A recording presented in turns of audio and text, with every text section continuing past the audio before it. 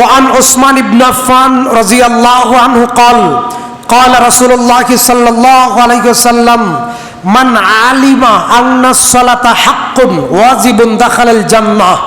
যে ব্যক্তি নিয়মিত 5 ওয়াক্ত সালাত আদায় করবে তার জন্য জান্নাত ওয়াজিব হয়ে যাবে। وعن أبي هريرة رضي الله عنه قال قال رسول الله صلى الله عليه وسلم الصلاة وقت الخمس والجمعة إلى الجمعة ورمضان إلى رمضان مكفرات ما بينهن إذا اجتنب الكبائر। কেউ যদি কাবিরা গুনাহ ছেড়ে দেয়, কি গুনাহ ছেড়ে দেয়? কাবিরা গুনাহ ছেড়ে দেয়, 5 ওয়াক্ত ফরজ নামাজ আদায় করে, এক জুমা থেকে আরেক জুমা যত গুনাহ হবে সমস্ত গুনাহ আল্লাহ মাফ করে দিবেন। কেউ যদি এক রমজান থেকে আরেক রমজান পর্যন্ত গুনাহ, রমজানের 30টা ফরজ সিয়াম পালন করে আর যদি ফরজ সালাত আদায় করে, এর ভিতরে যত গুনাহ আছে আল্লাহর নবী বলছেন মুকাফফিরাতুন মা বাইনাহুন্না, আল্লাহ তাআলা তার সমস্ত গুনাহ মাফ করে দিবেন। আবু হুরায়রা রাদিয়াল্লাহু তাআলা আনহু বলেন 497 নম্বর হাদিস সহিহ বুখারীর, রাসূল সাল্লাল্লাহু আলাইহি ওয়াসাল্লাম বলছেন তোমাদের কারো বাড়ির সামনে দিয়া যদি একটা নদী প্রবাহিত হয়, কি প্রবাহিত হয়? নদী প্রবাহিত হয়, ওই ব্যক্তি যদি ওই নদীতে প্রত্যেক দিন 5 বার গোসল করে তার শরীরে কোনো ধুলো ময়লা লেগে থাকতে পারে? পারে না। মুহাম্মদ সাল্লাল্লাহু আলাইহি সাল্লাম বলছেন আল্লাহর কোনো বান্দা যদি ওযু করে 5 ওয়াক্ত সালাত আদায় করে তার শরীরে কোনো গুনাহ অপবিত্রতা লেগে থাকবে না, সমস্ত গুনাহ তার জোরে পড়ে যাবে। সুবহানাল্লাহ।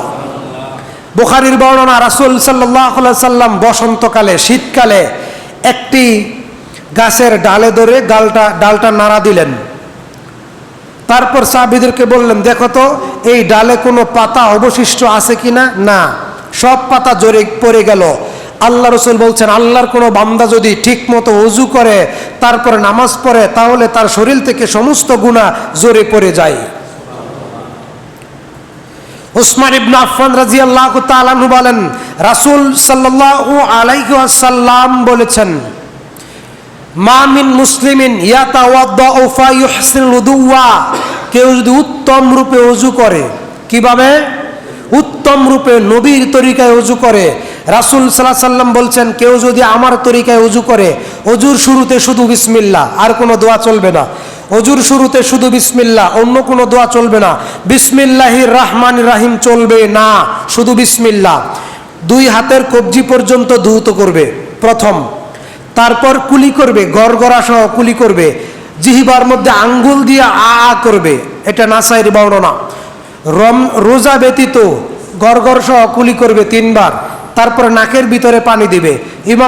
ইমাম বুখারী বলছেন নাকে মুখে একবারে পানি দেওয়ার। ইমাম শাফি বলছেন আলাদা আলাদাও দেওয়া যায়, কোনো সমস্যা নাই।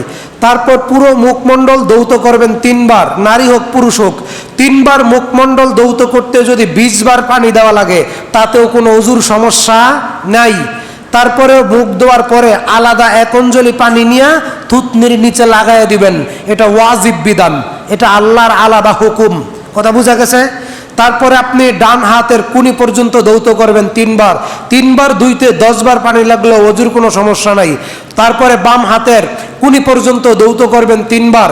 তারপরে আপনি মাথা মাসেও করবেন, মাথার 3 ভাগের 1 ভাগ মাসেও করা হারাম, মাথার 3 ভাগের 1 ভাগ মাসেও করা হারাম, যেটা হানাফিরা করে, তারা হারাম কাজ করে।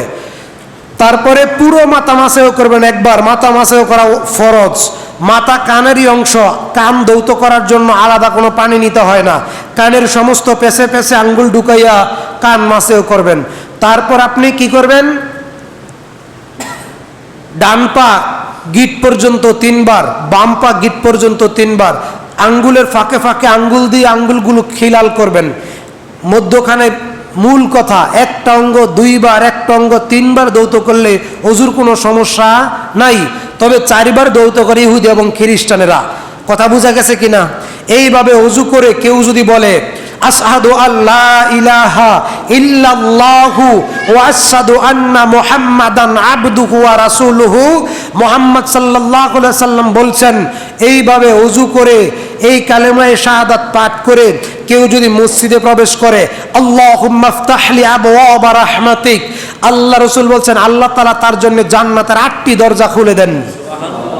সে যে কোনো দরজা দিয়ে ইচ্ছা মসজিদে প্রবেশ করতে, জান্নাতে প্রবেশ করতে পারবে। তবে ওযুর পরে আকাশের দিকে তাকিয়ে ডান হাতের শাহাদাত আঙ্গুল উঠাইয়া কালেমায়ে শাহাদাত পড়া বিদআত, কাবিরা গুনাহ।